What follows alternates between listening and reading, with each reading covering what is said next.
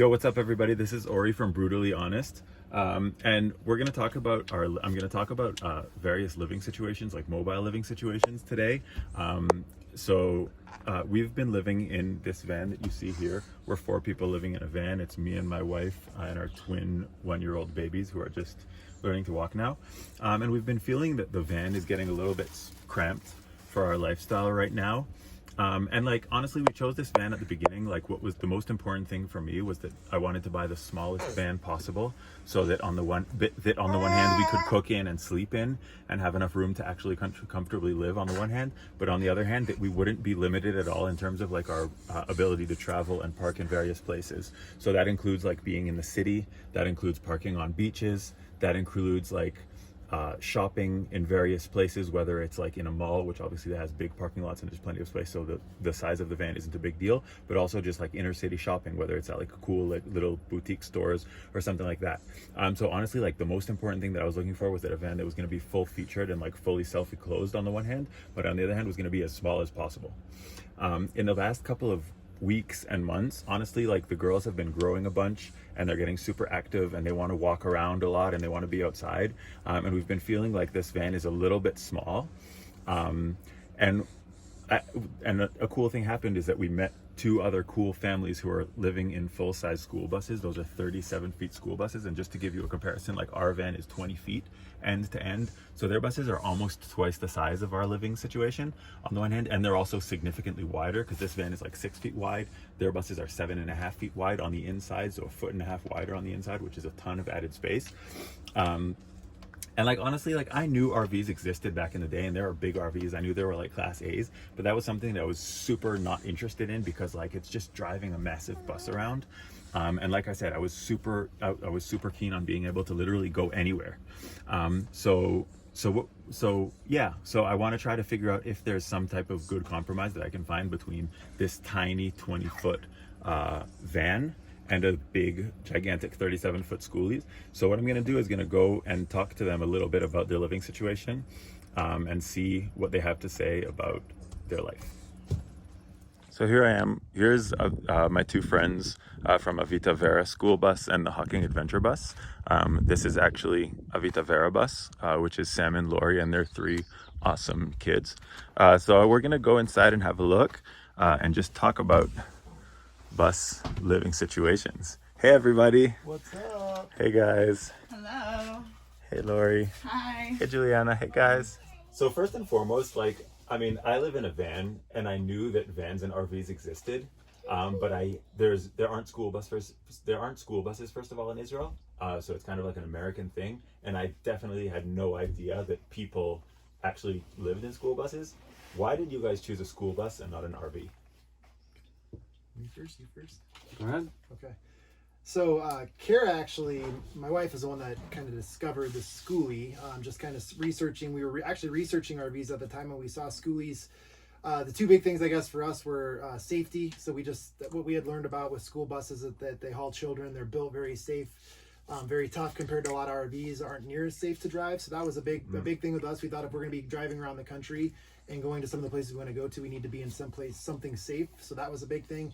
The other thing was we just couldn't find much out there that had 4 bunk beds. We have 4 kids, and we thought we could customize a Skoolie a little more to fit our needs. Cool. What about you, Sam? Yeah, well, because this Skoolie is way more rad than an RV. But sure. I mean, RVs can have like slide outs and like all sorts of things. Well, so for us personally, I don't think we could have at one time afforded an RV. It wasn't the lifestyle that we were looking for. We had a lifestyle that we were looking to start living, and the school bus fit us. Building it over time was just ending up how we needed to Mommy, can you help me? get into the lifestyle that we wanted. Right. So it was like a one-time purchase, kind of as like something that would be less realistic. Yeah. A one-time purchase wouldn't have ever happened for us. It just would have just never been our style, and I probably wouldn't have been driving an RV or anything like that around. Plus, I had been influenced by a coworker who lived in a van and had kind of been introduced to the culture and the nomad living, and it's just a different style than having an RV. You're kind of a different person too. Yeah. Cool. And that kind of brings me right to the second question, which is like self-converted or purchased like a converted bus. I know one of you guys self-converted and one of you purchased. What are like the advantages or disadvantages of each one, kind of, as you see it? So we were the ones that bought a converted bus. So with us, it came down to, it was pretty simple. We didn't have time to convert one. We would like to convert one someday, and I think we will next time because we can customize it. There's little things about our bus that we would change. Right. But with us, we wanted to get on the road. Our daughter was 12 at the time. We talked about if we were to build one, it would take at least a year or more. Like some of these people, it takes 3 years, 5 years. Some never finish it. So we just knew if we actually wanted to do it, we had to get on the road sooner. So it worked out that we found one that fit our needs really, because we had actually given up on the Skoolie, and we just happened to find one that fit our needs, that had everything we needed, that was built for a family that was of 6 just like us. So that's how we ended up going with an already converted one. It was just literally like we needed to be on the road sooner than we could if we would have built. Yeah. That's actually exactly like our living situation, because we also, I mean, vans, you can buy them converted, or you can buy a van and then convert it yourself, or have other people do it. And for us also, it's basically just like a time thing. It's like, I would love to convert my van and spec it out with exactly the stuff that I want. But like, because we just up and left Israel and then had to move directly into a van in the US, it was also us. It was just like a purpose, like find something that fits you as well as you can, and then just live it and make it work. Yep. Yeah, because you both mentioned it. The number one thing is time. Yeah. What do you value in your time? How do you want to spend your time? We took 27 months to convert this school bus. Right. 24 of those months were really part-time and just like, weekends and nights type thing. While you were working. While I was working a regular job and having a regular life and family, and we looked at each other and said, are we really going to ever live in this thing? And when we buckled down, we got it done in 3 months and finished it and hit the road. But to do it over again, I would have, if I could, I'd have somebody do it. Because my time is very valuable. I don't think that I could ever get out of this bus what I put into it. I'd pay myself X amount of dollars if you really want to get down to numbers and things like that. But time is a big one. Yeah. If you have the time and the skills and the want to do it, we wanted to do it all ourselves. Tiling, flooring, electrical, all this. It sounded so fun and easy at the beginning, but it's a lot. You're building an entire home on wheels, and it's your entire life, and you got to fit it all in between these 4 wheels. It's really cool that we could customize it exactly how we wanted, with the 3 bunks and our bunk and everything that we have in it and all the components. But maybe next time I'll give a list of things to a contractor. Yeah, I mean, who builds their own houses these days? It's only like a very select few. It's difficult. It's just so much work. Okay, so then, I mean, you already kind of like led up to it. So what is your favorite feature of this bus? Your most favorite and least favorite, kind of like that you built in? Off-grid.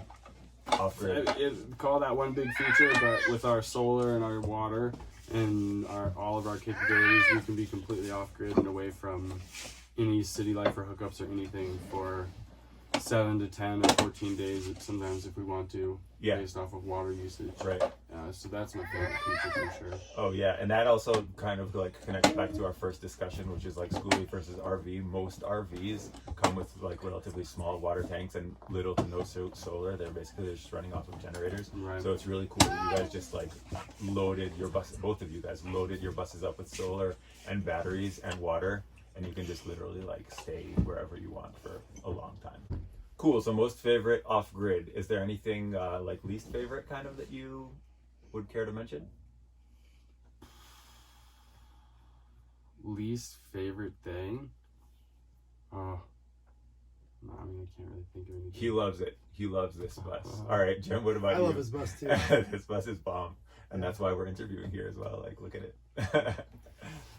So I would, my favorite, I'm going to steal Sam's answer, same thing. And it goes back to part of why we ended up with the Skoolie in the first place is we didn't want to live in this lifestyle. We didn't want to live in campgrounds. We didn't want to live in RV parks. We wanted to be out away from everybody by ourselves and like where we could have more space and get to cooler places. Skoolie allowed us to do that. So our off-grid capabilities are our favorite too, because we have 3,150 watts of solar. We have 200 gallons of water. We can fill up our water, drive to anywhere we want, and like Sam says, we can stay for 1 to 2 weeks without having to do anything. And just that's like priceless to us. Like there's no way we'd rather do it. Yeah, that's freaking perfect. And the difference between like staying out here, like where we are in the middle of nowhere, versus staying at like a campground where your neighbors are other RVers and they're as close as like 5 to 10 meters away, like that's the big difference, I think, between like RV lifestyle and schoolie or van lifestyle. And it obviously depends. Like in a schoolie, you can also go to an RV park and park there if you are so inclined. But just the fact that you can go out here and be off grid for 2 weeks, that's freaking amazing.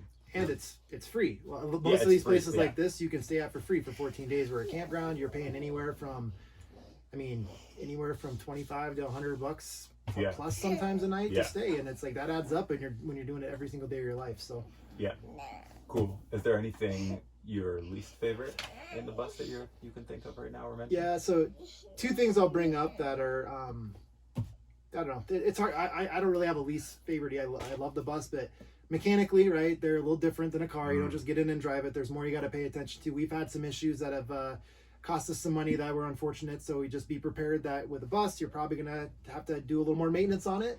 Then the other thing would just be, it's an advantage and it's a disadvantage, is the size, right? We joke all the time about van versus bus. Like Ori's van, they can literally drive it everywhere. Their house is with them all the time, everywhere they go, and they can get it in smaller spaces. We have to park, and to go to a lot of places we want to go to, we have to drive a car from there, so we don't always have our stuff with us.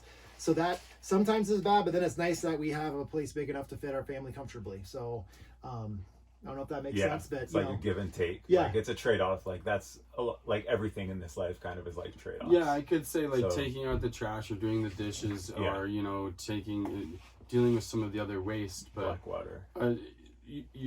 We chose to deal with it. We chose this style of life and those are the things that we have to do to deal with. So it's kind of like, when you remind yourself that this is a pretty sweet view, this isn't that bad. Yeah. All right, and we're just gonna wrap up this interview just with one last question. I mean, you both had like pretty like cool, I mean, maybe not cool, but like pretty standard, like conventional lives. You both had full-time jobs. Financially, you guys were both like fine and totally well off.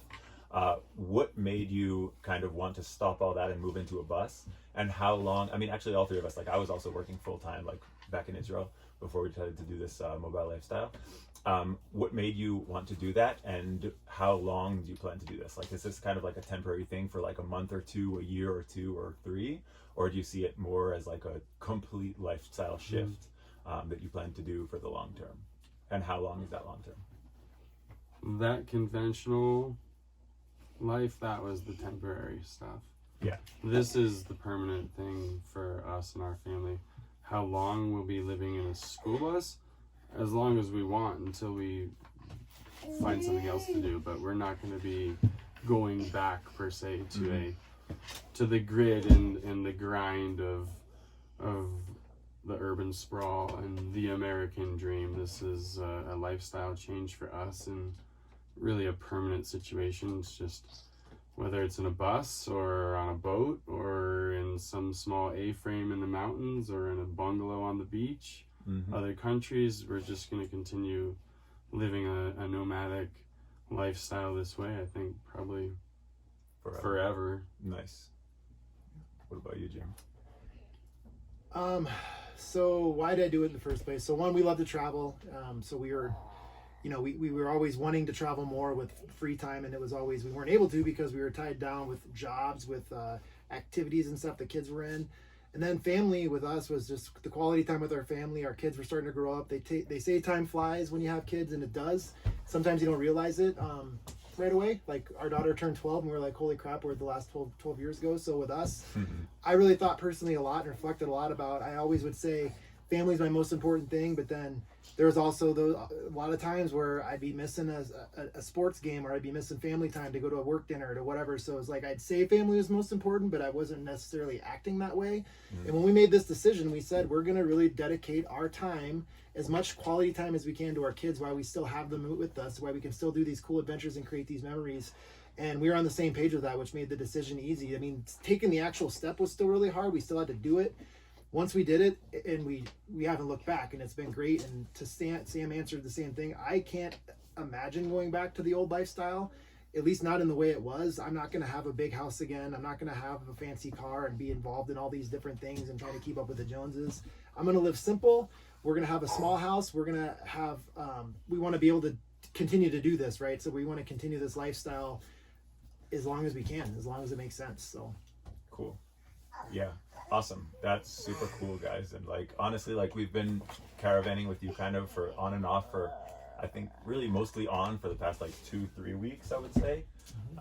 Yeah, and just it's been like super inspiring and amazing to see you guys, because you guys are kind of like a step ahead of us in terms of like your life and family.